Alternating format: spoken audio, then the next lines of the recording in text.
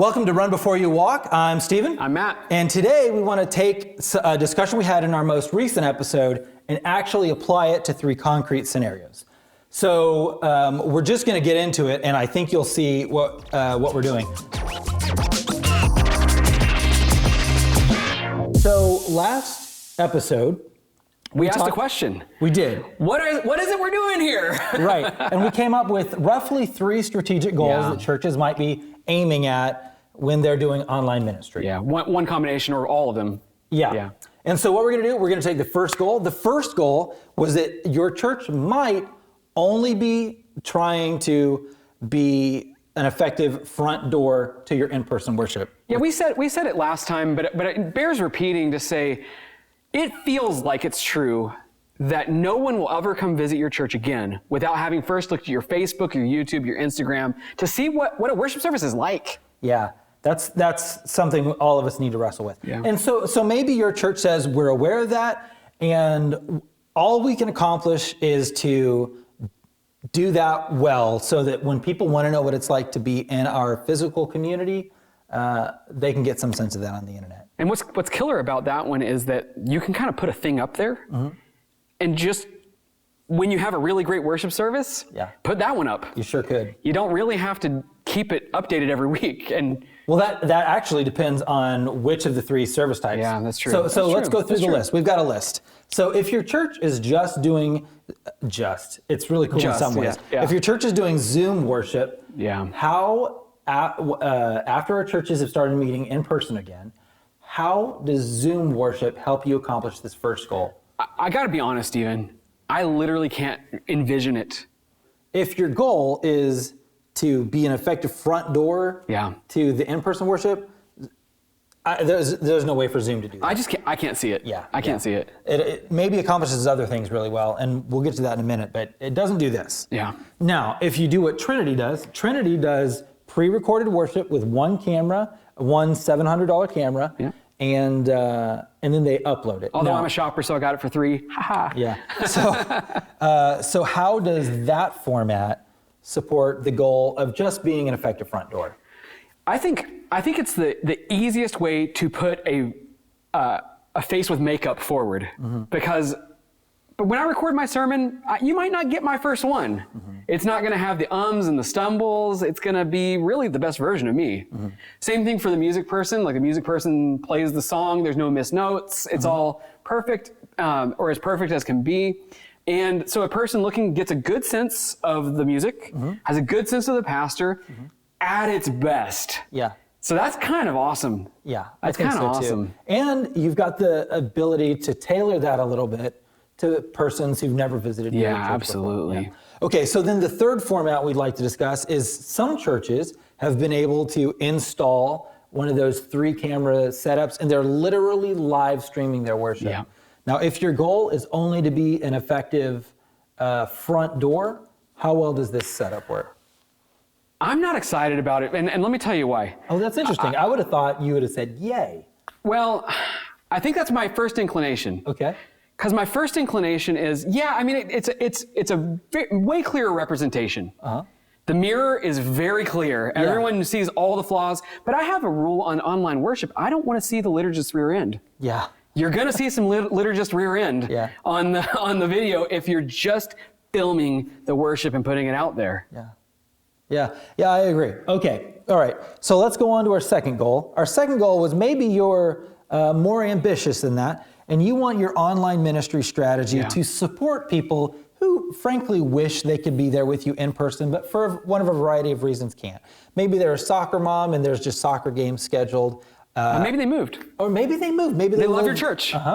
Or maybe they're still a little concerned about COVID or some other illness, and they've chosen to stay home for maybe in the future we're looking at people, instead of coming to church and coughing all over each other, they just go to the website, go to the online worship. Yeah, and so in the second strategy, you're at least prepared for that. Yeah. So if you're doing Zoom worship, because we're seeking this intermittent discipleship for people who can't be there, right? Looking to achieve some discipleship goals. But it's definitely secondary to the in-person worship in this strategy. Yes, definitely. Okay, so if you're doing Zoom worship, how does that work in this case? again, I just can't figure out how you would just not have a Bible study on Tuesday or something. I don't know. Like, what is it about Zoom worship that does it? Yeah. I think Zoom worship is still really disconnected from your in-person. If you're doing both, they're going to be very, very different. I agree. And in this case, I think it would be smarter to do a Bible study. Because there are some persons who are not time constrained, but a lot of people are. Like the issue with did I say a soccer mom or soccer dad? Yeah, soccer dad. Let's keep it inclusive. Should be like they can't meet at a certain time. And you're always going to run into that problem with Zoom worship. So if your goal is to support these folks, Zoom worship is probably not the right strategy. Do it. But now if we do what Trinity does with the one camera thing and the edited worship, how well does that work?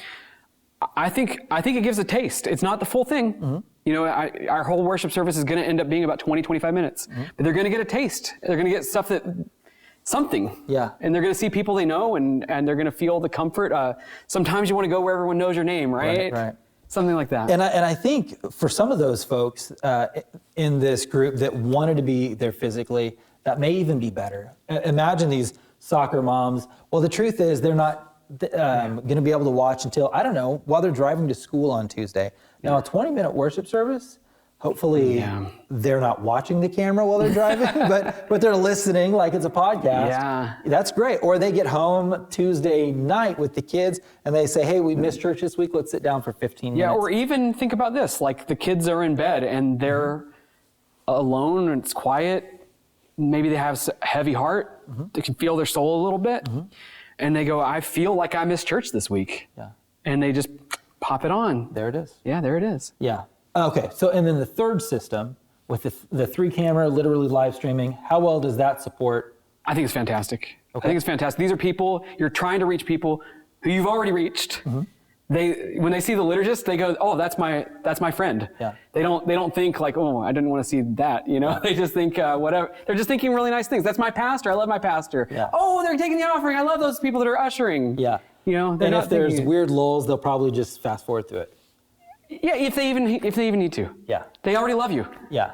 Yeah. I think you're right. And then the third strategic goal was, what if with our church, we want to figure out how to actually have almost an extra worship service in the same way as if you started an 8 a.m. service before your 10 a.m. service. You're doing that just on the internet. And Stephen, think back to seminary. I don't know if you remember the class that we had on church planting or that had church planting as a part of it. Probably not. Probably not. There you go. They talked about how adding a second or a third or a 50th worship service is just like planting a new congregation.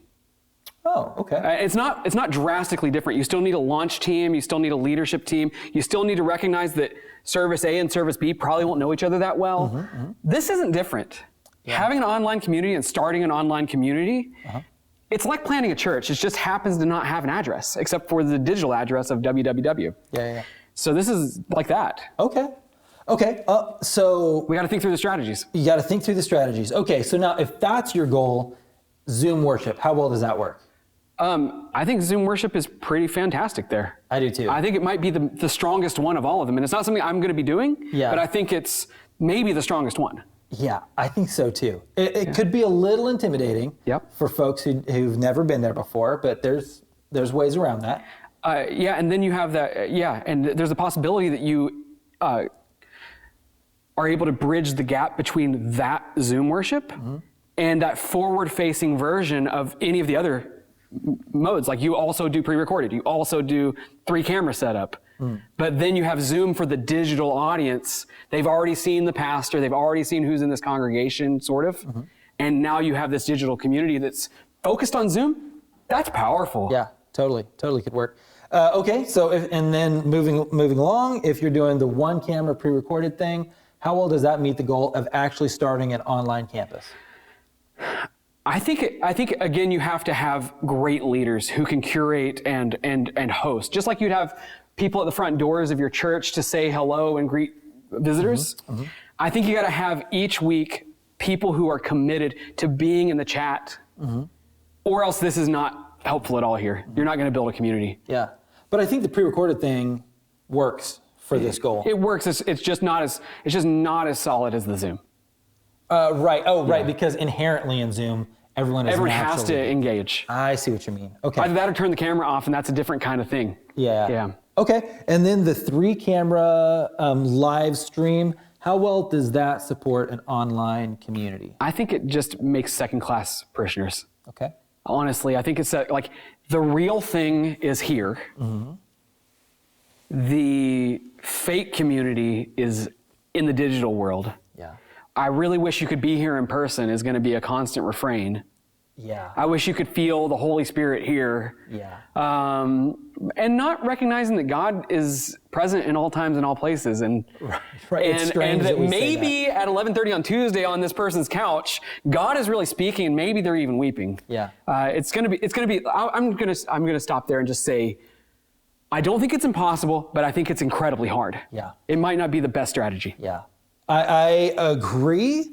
And I would encourage you, if your church is taking that approach, then great, good for you. But remember that you need to preach primarily to that online audience. Yeah. Typically, what I think most of us are inclined to do is just to preach to the community of people that are sitting in front of us and make some acknowledgement. And for those of you at home, we welcome you too.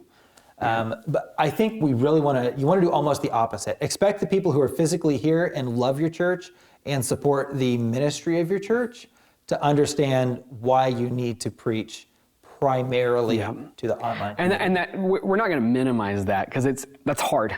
Yeah. That's hard. Yeah. That's hard. That's well said.